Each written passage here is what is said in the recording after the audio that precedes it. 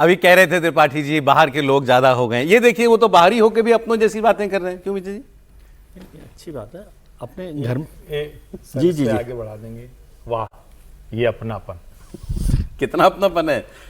हाँ सर, देखिए अच्छी बात है ना, जहाँ आ गए वहाँ पर भी यदि अपनापन नहीं महसूस करें और ना कराए तो क्या बुरी बात, मतलब गड़बड़ होगा ना। तो अपने अब जहाँ आ गए वहाँ का अपनापन दिखाना ही चाहिए, इसमें कोई ऐसी बात नहीं है।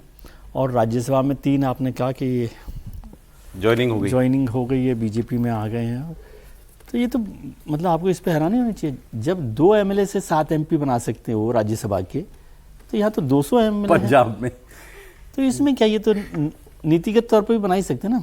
ये लोग तो अब चुनकर आएंगे ना, वोट देंगे, नीतिगत तौर पर मतलब वोट देंगे और वोट देकर आएंगे ना, मतलब कॉन्स्टिट्यूशनल कह लीजिए इसको, कुछ भी कह लीजिए, तो वो हो रहा है। राज्यसभा का रिकॉर्ड देख रहा था तो 1952 से 56 तक 186 एमपी राज्यसभा में कांग्रेस के होते थे, हाईएस्ट अभी तक का।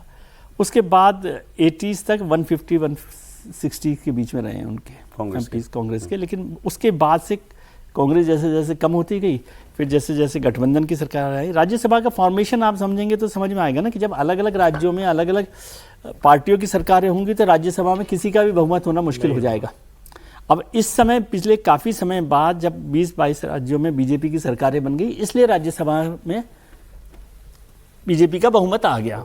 तो ठीक है कि उससे क्या किया जा सकता है, नहीं किया जा सकता है। पोस्ट 80s पहली बार हो रहा है, पोस्ट 80s पहली बार हो रहा है, क्योंकि पोस्ट 80s के बाद तो 2014 तक तो गठबंधनों का ही राज एक तरह से रहा है ना, मतलब 84 को छोड़ दे तो 84 लास्ट इलेक्शन था। 80 का मतलब 70 उत्तर के बाद, हाँ, नहीं 84 तक मतलब कांग्रेस रही है, और 3-4 दशक कहा ही जा रहा था, 3-4 दशक वही तो कह रहा हूँ। तो वो 84 के बाद तो ये सारा का सारा गठबंधन का रहा, और उसके बाद भारतीय जनता पार्टी की सरकार 2014 में पहली बार वो बनी है।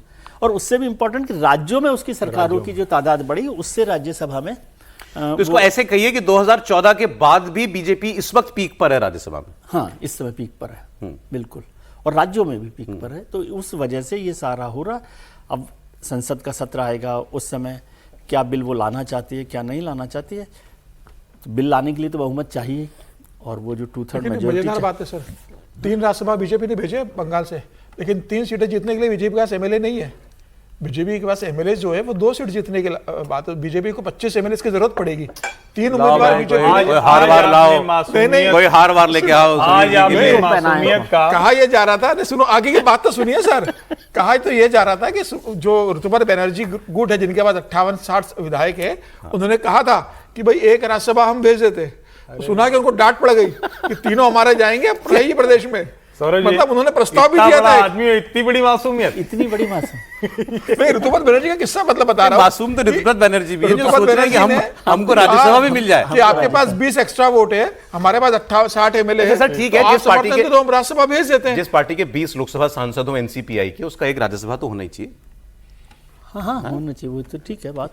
उसके अध्यक्ष को मिलना चाहिए था, जिसने पार्टी बंद कर दी थी। जो पार्टी बंद करके घर बैठ गया था, उसकी पार्टी को 20 लोकसभा सांसद मिल गया।